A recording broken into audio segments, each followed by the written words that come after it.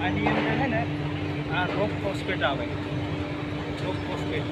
હવે રોક ફોસ્ફેટને આપણે માનો તો ઓર્ગેનિકની અંદર ફોસ્ફરસ તો જોઈએ, ફોસ્ફરસ કઈ રીતે લેવું? તો રોક ફોસ્ફેટમાંથી લઈને એની અંદર જે પેલા બેક્ટેરિયા ખરા ને એને છોડવામાં આવે, એનું કલ્ચર વચ્ચે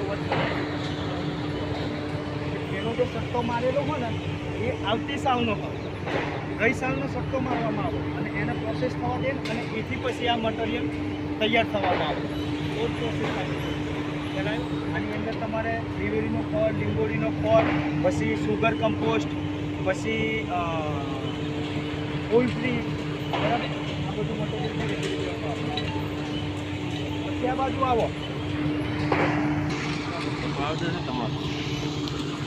તમાકુનો પાવડર, દળ, તમાકુનો દળ. હા, તમાકુનો દળ એટલે આપણે કહીએ ને કે તમાકુનો દળ જેવું દમ ઊંડાને મારે કેવો કરવાનો. શું કહો હવે? સુગંધ આવે છે, ઓલરેડી આવે જ છે તમાકુની સુગંધ આવે. ધમકા ચરોતરમાં છે ને એ છે, આનાથી આપણે જે સમ્રાટ પોસ્ટમાં કહીએ ને કે ઉદવ અને મુંડા સામે રક્ષણ આપે એ આ વસ્તુ તમાકુનો દળ છે. પહેલાં આના બી પણ અંદર કલ્ચરમાં એડ કરવામાં આવે ત્યારે આ ઓર્ગેનિક મેટર. તમે જો ટાઈટ ટ્રાય કરી દો. હા છે.